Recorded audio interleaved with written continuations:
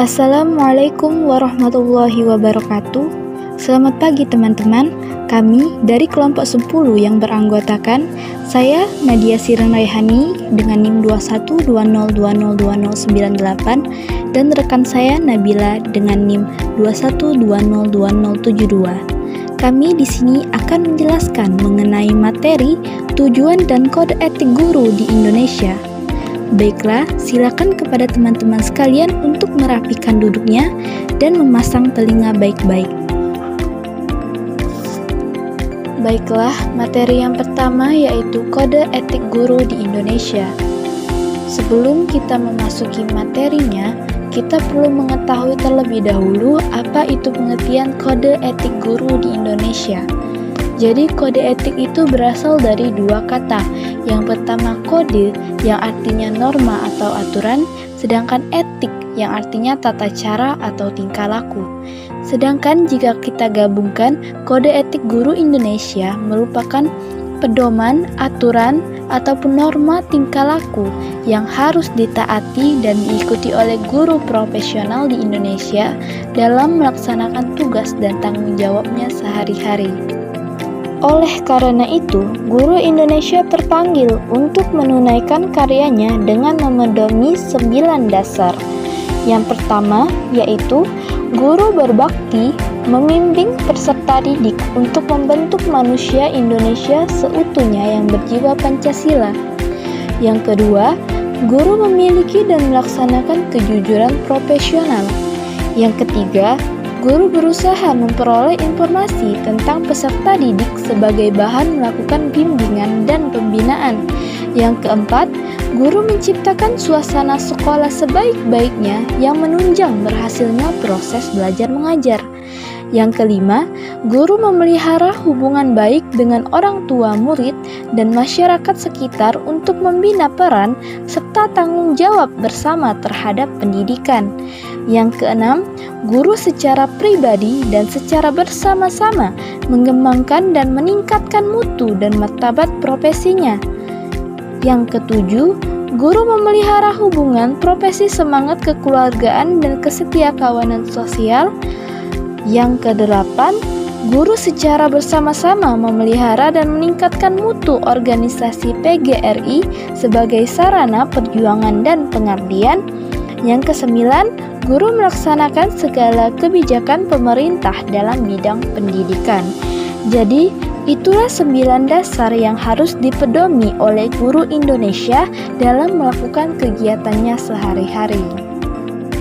Materi selanjutnya yaitu tujuan dan fungsi kode etik guru di Indonesia. Setiap profesi yang ada di Indonesia tentunya mempunyai kode etiknya sendiri, tidak terkecuali profesi guru. Tujuannya untuk menjaga dan mempertahankan kemurnian profesi masing-masing. Kode etik ini menjadi pedoman dalam melaksanakan tugas dalam setiap profesinya. Profesi guru ini terdapat 2 tujuan. Yang pertama, tujuan umum dan yang kedua, tujuan khusus. Yang pertama yaitu tujuan umum. Tujuan umum terdapat 5 poin. Yang pertama, untuk menjunjung tinggi martabat profesi. Yang kedua, untuk menjaga dan memelihara kesejahteraan para anggota profesi guru. Yang ketiga, untuk meningkatkan pengabdian para anggota profesi. Yang keempat, untuk meningkatkan mutu profesi. Kode etik juga memuat norma dan anjuran agar para anggota profesi selalu berusaha untuk meningkatkan mutu pengabdian para anggotanya.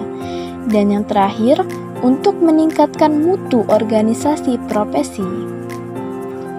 Selanjutnya yaitu tujuan khusus. Tujuan khusus kode etik terdapat 4 poin. Yang pertama yaitu menanamkan kesadaran kepada anggotanya bahwa kode etik merupakan produk anggota profesinya yang berlandaskan kepada falsafah Pancasila dan Undang-Undang Dasar 1945. Yang kedua, mewujudkan terciptanya individu profesional di bidang kependidikan yang mampu tampil profesional sesuai dengan kompetensinya. Yang ketiga, membentuk sikap profesional di kalangan tenaga kependidikan maupun masyarakat umum. Dan yang terakhir yaitu meningkatkan kualitas profesional tenaga kependidikan untuk keperluan pengembangan kode etik itu sendiri. Selanjutnya yaitu mengenai fungsi kode etik.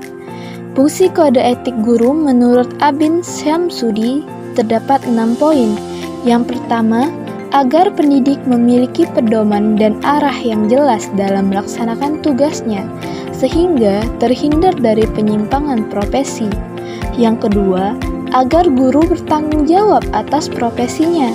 Yang ketiga, agar profesi guru terhindar dari perpecahan dan pertentangan internal. Yang keempat, agar guru mampu meningkatkan kualitas dan kuantitas layanan. Yang kelima, agar profesi tersebut membantu memecahkan masalah. Dan yang keenam, agar profesi pendidikan terhindar dari campur tangan profesi lain dan pemerintahan. Jadi, pada dasarnya, Kode Etik Guru Indonesia berfungsi sebagai perangkat prinsip dan norma moral yang melandasi pelaksanaan tugas dan layanan profesional guru dalam hubungannya dengan peserta didik, orang tua atau wali siswa, sekolah, dan rekan seprofesi, organisasi profesi, dan pemerintah sesuai dengan nilai-nilai agama, pendidikan, sosial, etika, dan kemanusiaan. Materi selanjutnya yaitu mengenai esensi kode etik guru.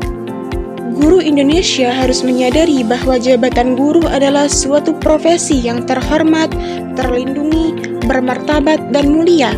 Oleh karena itu, ketika bekerja mereka harus menjunjung tinggi etika profesi. Mereka mengabdikan diri dan berbakti untuk mencerdaskan kehidupan bangsa dan meningkatkan kualitas manusia Indonesia yang beriman, bertakwa, dan berakhlak mulia serta menguasai ilmu pengetahuan, teknologi, dan seni dalam mewujudkan masyarakat yang maju, adil, makmur, dan beradab. Guru Indonesia selalu tampil secara profesional dengan tugas utama yaitu mendidik, mengajar, membimbing, mengarahkan, melatih, menilai, dan mengevaluasi peserta didik pada pendidikan anak usia dini, jalur pendidikan formal, pendidikan dasar, dan pendidikan menengah. Di dalam Undang-Undang Nomor 14 Tahun 2005 tentang guru dan dosen disebutkan bahwa guru membentuk organisasi atau asosiasi profesi yang bersifat independen. Organisasi atau asosiasi profesi guru berfungsi untuk memajukan profesi, meningkatkan kompetensi, karir, wawasan kependidikan, perlindungan profesi, kesejahteraan, dan pengabdian kepada masyarakat. Sejalan dengan itu, Undang-Undang Nomor 14 Tahun 2005 tentang guru dan dosen mengamanatkan bahwa guru wajib menjadi anggota organisasi atau asosiasi profesi. Jadi dapat disimpulkan bahwa esensi kode etik guru merupakan norma dan asas yang disepakati dan diterima oleh guru sebagai pedoman sikap dan perilaku dalam melaksanakan tugas profesi sebagai pendidik, anggota masyarakat, dan warga negara. Pedoman sikap dan perilaku yang dimaksud adalah nilai-nilai moral yang membedakan perilaku guru yang baik dan buruk selama menunaikan tugas-tugas profesionalnya untuk mendidik, mengajar, membimbing, mengarahkan, melatih, menilai, dan mengevaluasi siswa serta pergaulan sehari-hari dalam dan luar sekolah.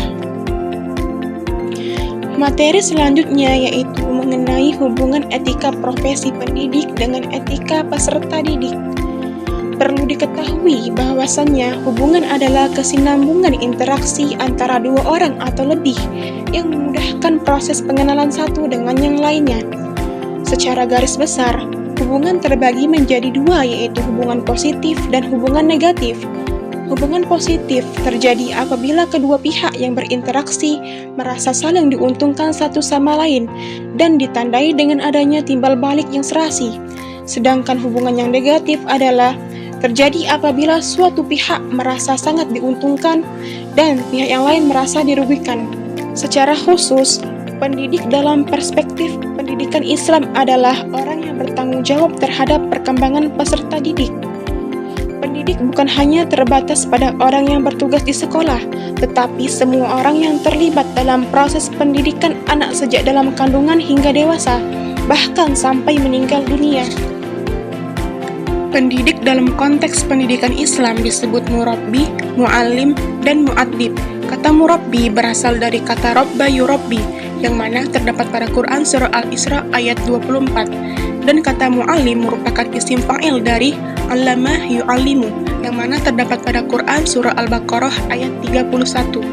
Sedangkan kata mu'addib berasal dari kata addaba yu'addibu, seperti sabda Rasulullah SAW yang artinya, Allah telah mendidikku, maka ia memberiku sebaik-baik pendidikan. Kedudukan pendidik juga sebagai orang tua dan sebagai pewaris Nabi. Utamaan pendidik terbebas dari kutukan Allah, didoakan oleh penduduk bumi mendapatkan pahala yang berkelanjutan. Adapun syarat-syarat pendidik yaitu: yang pertama, pendidik harus beriman. Yang kedua, pendidik harus berilmu. Yang ketiga, pendidik harus mengamalkan ilmunya. Yang keempat, pendidik harus adil. Yang kelima, pendidik harus berniat ikhlas. Yang keenam yaitu pendidik harus berlapang dada. Selain ada kedudukan, ada pun sifat-sifat pendidik yaitu: yang pertama, sifat lemah lembut dan kasih sayang. Yang kedua, mengembalikan ilmu kepada Allah. Yang ketiga, memperhatikan keadaan peserta didik.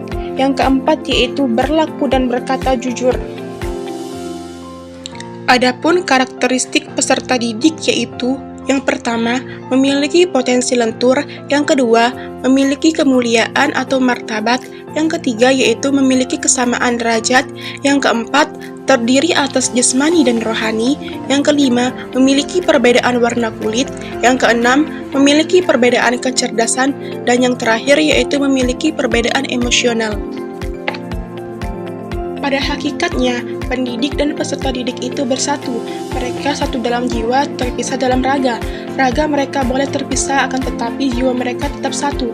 Pendidik dan peserta didik adalah dua sosok manusia yang tidak dapat dipisahkan dari dunia pendidikan. Guru tetaplah guru, dan anak didik tetaplah anak didik. Tidak ada istilah bekas guru maupun bekas anak didik.